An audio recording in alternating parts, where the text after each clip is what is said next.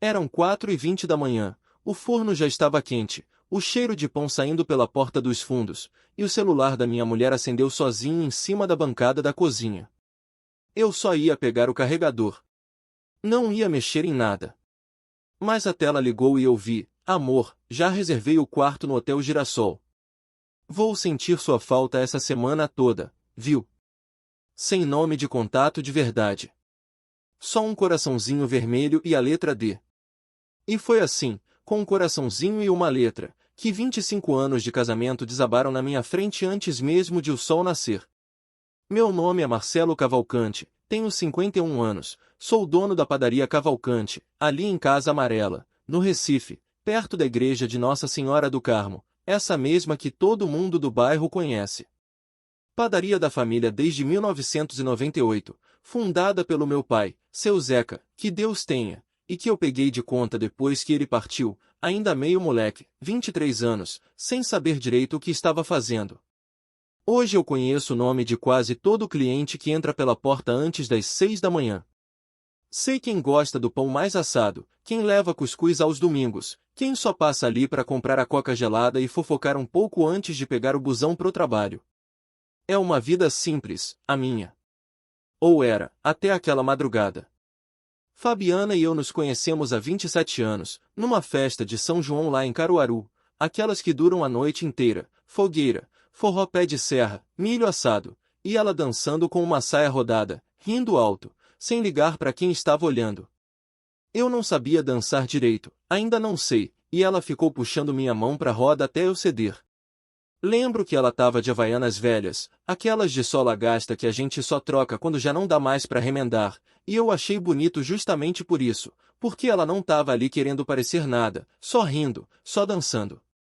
No fim daquela noite ela me deu um número anotado com batom, num guardanapo, porque nenhum dos dois tinha celular direito naquela época, e disse: se você não ligar em 3 dias, esquece que eu existo. Liguei no dia seguinte.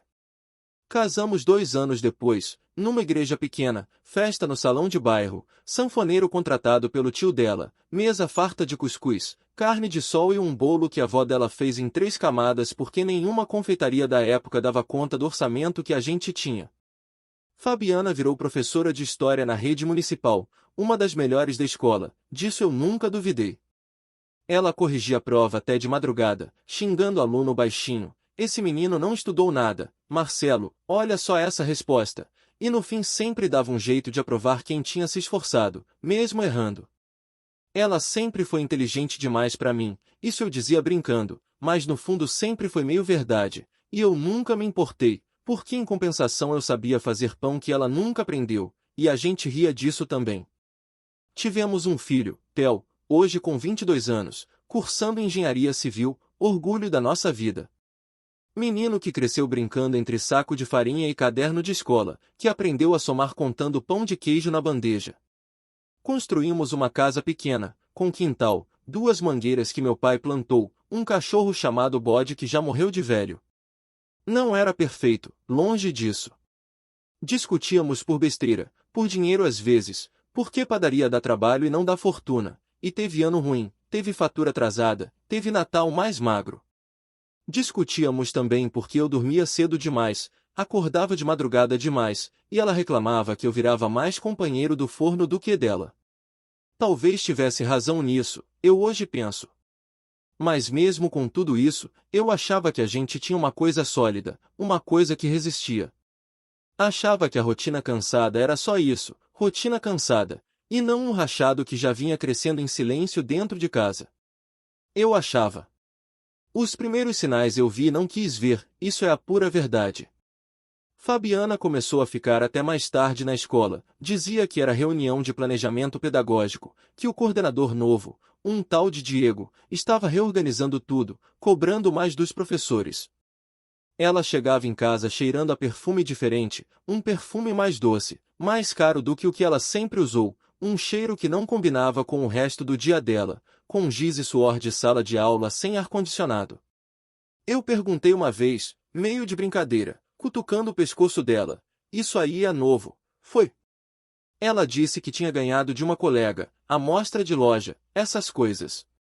Acreditei, Porque eu queria acreditar, é assim que funciona quando a gente não tá pronto para encarar o que já sabe lá no fundo.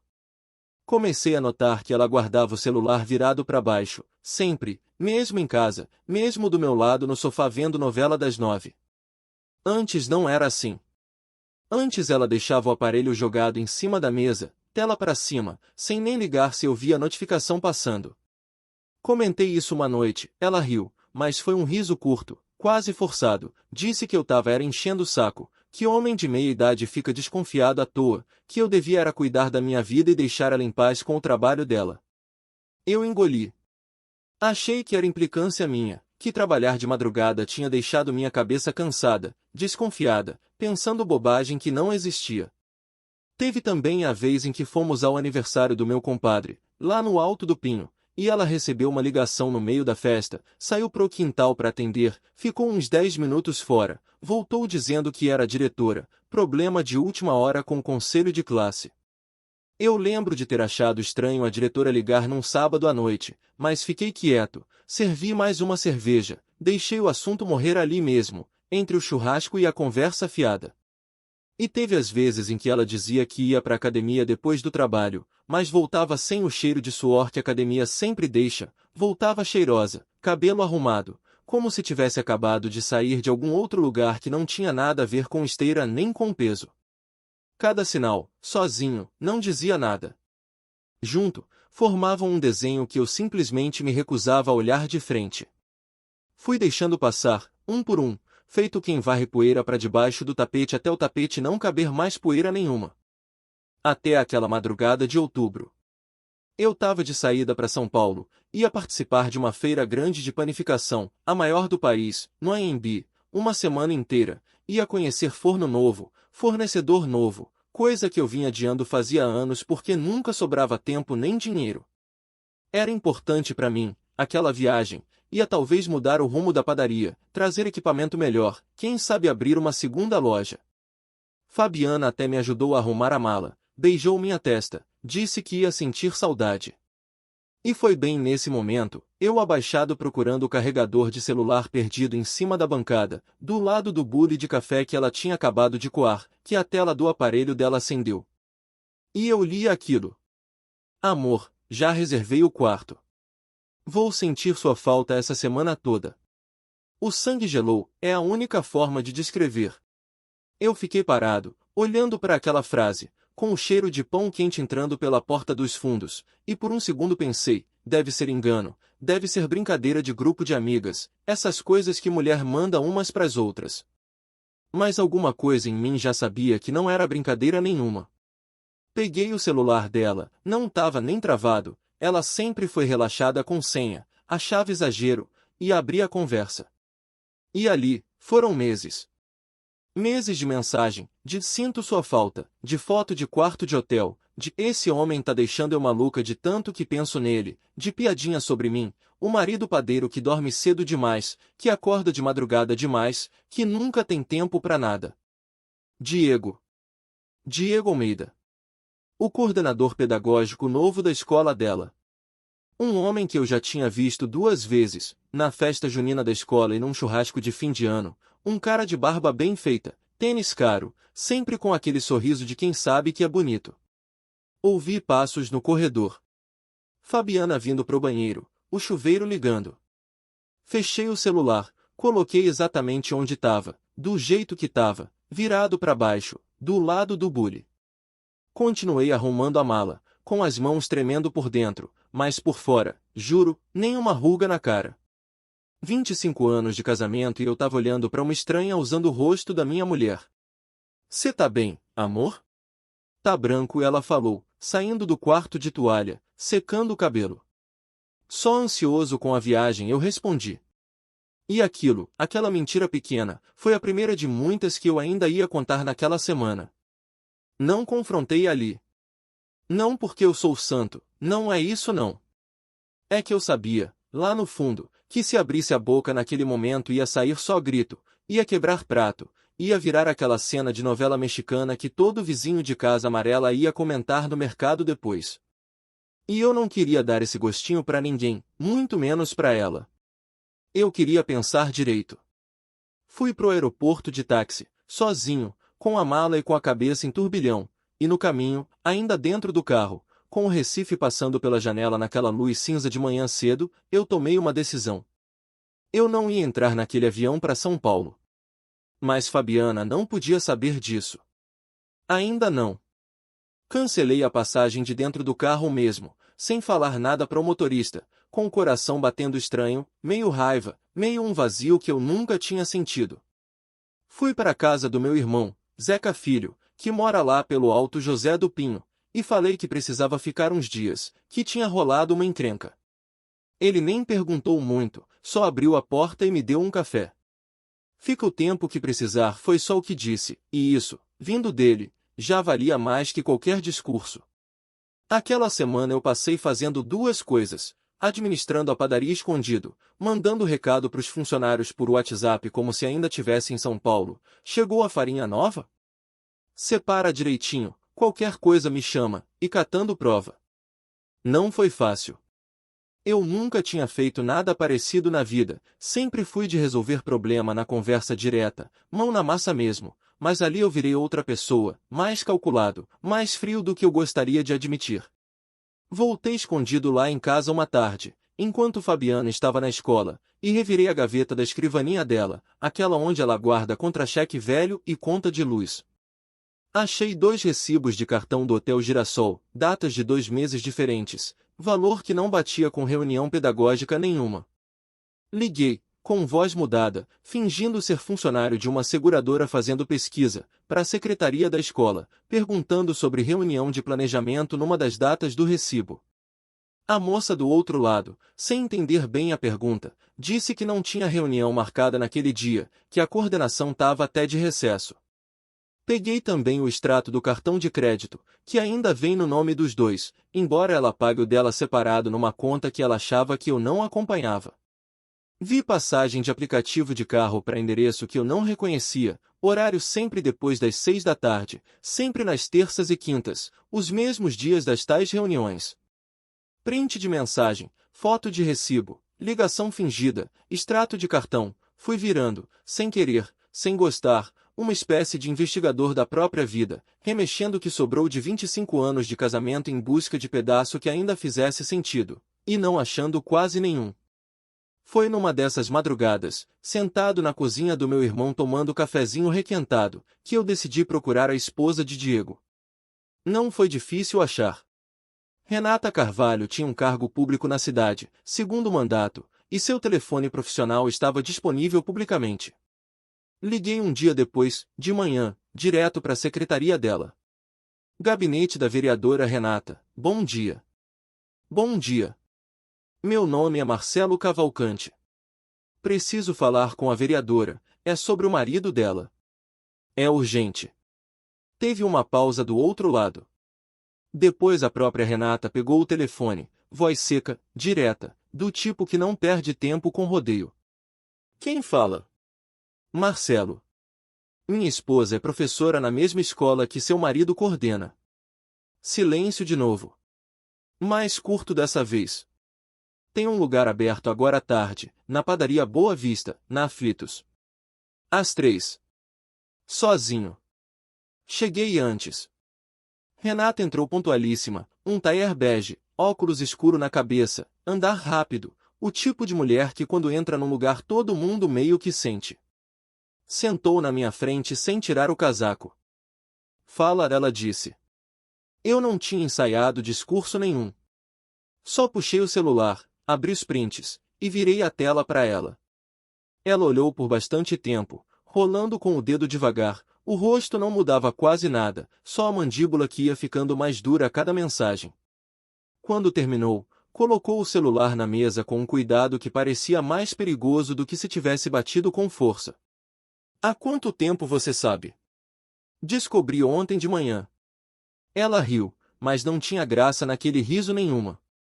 Eu desconfiava fazia 3 meses. Achava que estava ficando paranoica. Diego sempre foi de reunião até tarde, sempre foi de silenciar notificação. Vinha achando que era o cargo, o estresse, essas coisas que a gente inventa desculpa para não enxergar. E agora? Ela pegou o cafezinho, tomou um gole, olhou para a rua pela vidraça um instante antes de responder. Agora a gente vai fazer isso do jeito certo. Você trabalha com pão, seu Marcelo. Eu trabalho com gente. Sei fazer as coisas com plateia, quando é preciso. E dessa vez, vai ser preciso. Nas semanas seguintes, Renata e eu nos encontramos mais vezes, sempre em lugar diferente, sempre discreto, um dia num café na Boa Viagem, outro dia num boteco quase vazio na Rua da Aurora, olhando o rio passar. Ela tinha um jeito de conduzir aquilo tudo que me impressionava, quase assustava. Levantou o histórico de cartão de crédito do marido, que ele nunca escondeu direito porque sempre foi convencido demais para pensar que seria pego. Levantou o nome de hotel, datas, até nome de um funcionário da recepção que confirmou, meio sem querer, meio de boca fechada, que o professor e a moça já eram fregueses antigos ali. Diego é vaidoso, ela me disse um dia, mexendo o guaraná com canudo, olhando para a mesa. Vaidade é o tipo de defeito que deixa rastro. Eu, do meu lado, ia encontrando outras mentiras, pequenas, que iam se somando. A mais estranha veio de Theo. Meu filho me ligou de noite, animado, contando que a mãe tinha contado para ele, em segredo, que eu ia participar de um programa de televisão, um quadro sobre padarias tradicionais de Pernambuco, gravação em São Paulo, e que era segredo porque eu não queria azarar antes de sair no ar. Pai, por que você não me contou? Ele perguntou, com aquela empolgação de filho orgulhoso. Eu fiquei calado um segundo antes de responder qualquer coisa. Aquilo não existia. Eu nunca tinha sido procurado por televisão nenhuma. E foi ali, com o telefone na mão, sentado na varanda do meu irmão, que eu entendi o tamanho do que estava acontecendo. Fabiana não estava só me traindo. Estava construindo uma história para Theo, uma versão bonitinha de mim, o pai ausente por um motivo nobre, para depois, quando a separação viesse, sobrar só ela como a mãe que segurou tudo sozinha enquanto o marido corria atrás de fama. Contei para Renata no dia seguinte, ainda meio zonzo, e ela balançou a cabeça, nada surpresa. Diego fez o mesmo comigo ano passado. Espalhou para minha equipe que eu estava tendo um affair com um assessor. Mentira, mas plantada bem plantadinha. Isso é manual, seu Marcelo. Eles preparam terreno antes de pular o muro. Foi ela quem teve a ideia do baile do Dia do Professor, evento grande, organizado pela prefeitura junto com as escolas da rede, sempre no salão nobre de um hotel na Orla, com autoridades, diretores, professores e imprensa local. Fabiana ia estar lá, era considerada uma das melhores professoras da rede, e até receber uma homenagem naquele ano. Diego, como coordenador, também ia estar, ao lado da esposa, como manda o protocolo. Perfeito, Renata disse, os olhos brilhando de um jeito que misturava dor e determinação de um jeito que eu nunca tinha visto em ninguém. Eles vão estar no mesmo salão, fingindo que mal se conhecem, na frente de todo mundo que importa para a carreira dos dois. E a gente vai estar lá também. Comprei terno emprestado do meu irmão, que é mais magro que eu, tive que soltar um botão. Renata apareceu de vestido vermelho, disse que era proposital, cor que ninguém esquece. Levei minha máquina fotográfica velha, a mesma que uso para registrar aniversário de cliente antigo na padaria, guardada há anos numa gaveta.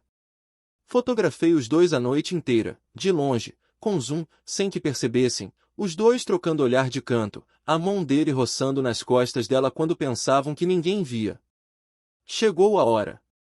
Fabiana subiu ao palco para receber a homenagem, sorridente, agradecendo aos alunos, à direção, e claro, ao meu marido, que segura tanta coisa em casa para eu poder me dedicar à sala de aula. Aquilo doeu mais do que eu esperava, ouvir meu nome usado daquele jeito, como decoração de discurso. Quando ela desceu do palco, com a plaquinha na mão, sorrindo para os flashes, eu fui até ela, com Renata do meu lado.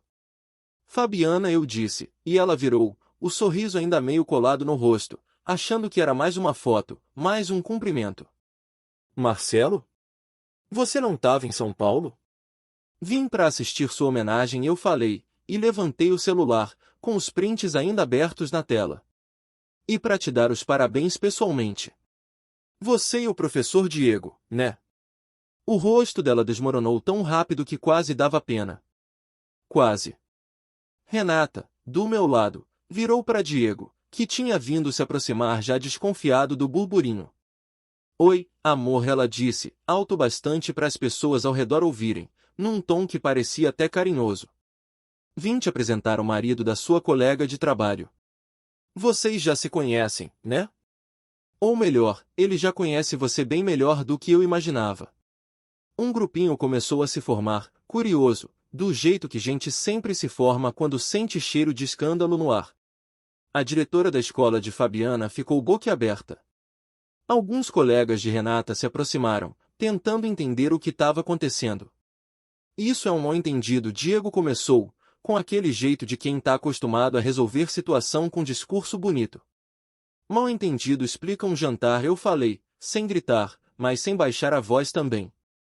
Não explica 6 meses de hotel. Marcelo, por favor, vamos conversar em outro lugar, Fabiana pediu, agarrando meu braço, os olhos já cheios d'água, mas eu tirei a mão dela de mim. Você teve 6 meses para conversar comigo em outro lugar, Fabiana. Escolheu não fazer isso. Pensa no Theo, ela disse, quase implorando, baixinho, como se aquilo fosse me calar. Eu penso nele o tempo todo, eu respondi. Foi por isso que descobri que você inventou uma história de televisão para ele não desconfiar de nada. Ele vai vir passar o fim de semana com a gente semana que vem, esperando encontrar a mãe em casa. O que você ia dizer para ele, Fabiana? Mais uma reunião pedagógica. Ela não conseguiu responder. Só ficou ali, parada, com a plaquinha de homenagem ainda na mão, tremendo. Renata, ao lado, já tinha virado para Diego, e o tom dela mudou de vez, ficou mais firme. Tem gente importante aqui hoje, Diego. Gente que confia no teu trabalho. Seria uma pena se descobrissem que você usou o cargo de coordenador para manter um caso com uma professora da rede. Diego ficou branco. Aquilo não era mais sobre casamento, era sobre reputação, e ele sabia. Algumas pessoas ao redor já olhavam para a situação com expressões que iam da surpresa à decepção. Eu me virei, peguei minha máquina, guardei tudo na bolsa, e falei uma última coisa para Fabiana antes de sair. Não volta para casa hoje. Nem depois. Vou pedir para o meu advogado te ligar. E fui embora, deixando ela ali, no meio do salão, cercada de gente que até aquela noite achava que sabia quem ela era. O mundo não acabou naquela noite. Só o meu mundo antigo é que acabou. Saí do hotel com Renata, os dois calados no elevador. Fomos tomar um café numa lanchonete 24 horas perto dali, sentados numa mesa de plástico, sem falar quase nada, só olhando o movimento de madrugada da cidade, os dois com aquele silêncio de quem tinha acabado de derrubar a própria casa em cima da cabeça. Alguma coisa boa vai sair disso, eu perguntei, mais para mim do que para ela. A gente não fez isso para sair coisa boa, ela respondeu. A gente fez isso porque eles não iam parar sozinhos. Eu conheço Diego. Ele ia continuar mentindo até não sobrar nada meu para mentir sobre. Nos meses seguintes, tudo se resolveu do jeito que essas coisas se resolvem no mundo real, sem trilha sonora, sem final feito para impressionar plateia. Diego pediu demissão do cargo de coordenador antes que o caso fosse parar na corregedoria da prefeitura, e foi trabalhar numa escola particular bem longe dali. Fabiana foi transferida de escola a pedido dela mesma, disse que precisava de um recomeço. O divórcio saiu rápido, porque não sobrou muito para discutir, ela nem quis brigar pela casa, disse que já estava cansada demais para briga. Foi morar num apartamento pequeno perto do centro, e Theo demorou alguns meses para voltar a falar com ela com naturalidade, mais por causa da mentira do programa de televisão do que pela traição em si, o que eu confesso que me surpreendeu. Eu fiquei com a padaria, com a casa das mangueiras, e com uma sensação estranha de território recuperado. Renata, essa sim, saiu fortalecida de um jeito que eu não esperava. A história se espalhou, claro, essas coisas sempre se espalham.